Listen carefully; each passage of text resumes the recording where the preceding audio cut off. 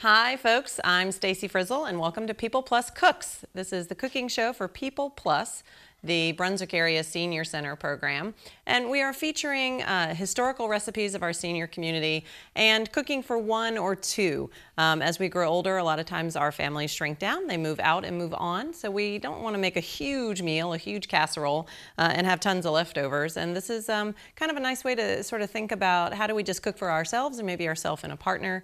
And so we're going to start featuring some recipes about cooking for one or two. So today we are doing roast chicken. So I've got some celery and a couple of nice chicken thighs. So I got these from the grocery store. They were 89 cents a pound. So this was literally $2.10, something like that, worth of chicken thighs, which is great because it's very affordable at that point. And you can, I mean, that's more than I would ever eat in one sitting. So what you'll end up with is a little leftovers to make into something else, especially if you do a really basic roast, which is what we're gonna do today. We're gonna do some celery. I've got a shallot here on the board. Just gonna do some light salt and pepper, little olive oil, little seasoning rub mix, and some squash. And that is going to be all she wrote in terms of going in the pan. So I've got the celery in. We'll just do a little bit of cut up onion. So this onion can be peeled or not, kind of depends on how you like it. I usually like to leave the peel on my onions, the skins, adds a little something, but you're welcome to do either way. So you just get a little onion going in the pot there for you as well. I'm gonna drizzle it with a little bit of olive oil, just right on top of the chicken. Some light, as you can see, it's very light olive oil. Doesn't add too much flavor, but what it does is just kind of gives it a little viscosity, and it's going to help make that skin be super crispy. So we've got that in. And here I've got a little bit of a rub mix that I made. It's got pepper, salt, paprika, garlic, and a little bit more onion powder as well. So sort of very liberally, generously, put this over top of your chicken and your other seasonings. This is a lovely dish to make on a Sunday night when you think of sort of Sunday supper and having company over, or like we said, just for yourself. You get all of that in there, and it's great because you'll have a nice Sunday afternoon meal, but then you've also got probably most of one of these chicken thighs left to go into the work week, so that's awesome. Okay, so also in here at the end, I kind of kept a little side area open for me because this pan strategically had a little room in it. I'm going to put in some acorn squash half ring. So I just bought one acorn squash and I cored it and I'm just going to stick those rings in there to cook down at the other end of this bowl. So that'll give you just a little bit of an extra side dish. So this goes in the oven uncovered, just like this, at about 350 for about 35-40 minutes, or until you prick it and the juices run clear. In the meantime, you can see I've got some apples going over here. Let me switch my chicken in the oven and we'll come back and talk about the apples in just 1 second. So I've got one chicken going in. I've got, grab my pot holder, my other chicken coming out. Oh, you know what I forgot on my chicken? I forgot to put on some fresh herbs. I am actually gonna pull that out and do that real fast because that's a pretty critical part of this whole recipe. Before I forget, let's drop in, we brought some sage, some thyme, and some oregano. And we're gonna drop these in here on the chicken because that is gonna radically change how this whole thing is seasoned. Now, we're fortunate enough to have space for a garden for some of this, but you can get these herbs fresh at Hannaford or your local grocery store. There we go. Okay, that's better. And if not, you can always use dried. So if you are using dried herbs, you want to be sure to use a little bit extra because sometimes they can dry out and kind of lose some of their good, some of their flavors. Okay, so this is a pan that's, now you can see it's come out of the oven. It's got the chicken roasted off. Ooh, it smells delicious. It's got this beautiful squash going on. It's got these fresh herbs cooked down, cloves of garlic, a little carrot that I put in there, celery in the bottom.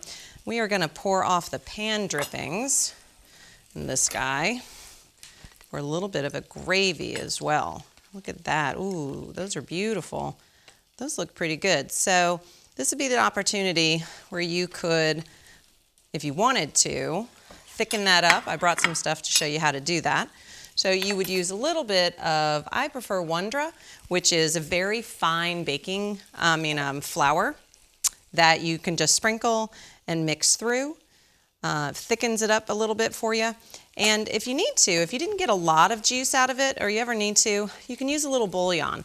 So there's bouillon cubes, there's packets, there's powder, or this is like a better than bouillon, which stays cold in the refrigerator. And all of those are really good to create sort of a nice gravy here for you. Okay, so you've got a little bit of a gravy, you've got a fresh roasted chicken thigh, some squash, and I've also done a baked potato over here. So we're gonna plate a bunch of this real fast, but in the meantime, let's check out what I've got going on in this pan. So cooking for one doesn't mean you shouldn't have dessert. And with our roast chicken Sunday dinner, it's always nice to have what's gonna feel like an apple pie.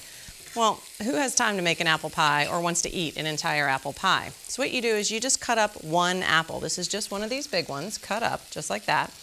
And I'm just sauteing it around, letting it slow cook down in a pan with a little bit of apple cider, some cinnamon, and brown sugar. And it smells wonderful. It's actually pretty done. I think I'm gonna turn that off. And then we're gonna serve that just with some ginger snap cookies, which is super easy peasy. So let me get going on plating up some of this food for us.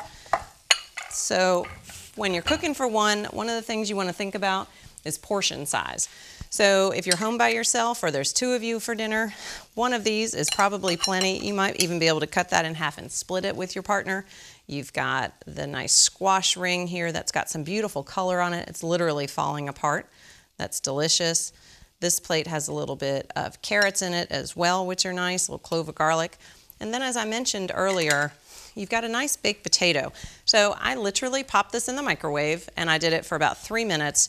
And you cut that open and you've got yourself a little tiny potato for one, nice little chicken thigh, and your little side vegetables. And earlier I actually started a pot of peas as well that I'll pull back over. It's important if you can, especially as when we're alone. You don't always want to make a big meal for yourself, but having a bag of frozen vegetables, see how that completely changes the layout of that dinner now that you've got a green veg in there. So it's important to try to eat healthy. Don't just have a bowl of cereal or some yogurt for lunch or dinner. You can see how easy and fast this was. There's a little gravy here to put on top.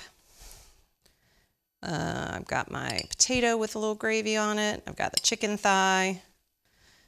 There we go.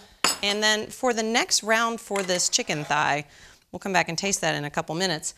So for tomorrow, what I will have done already is I've cut it off the bone at this point, and now it's perfectly ready to be turned into a number of different things.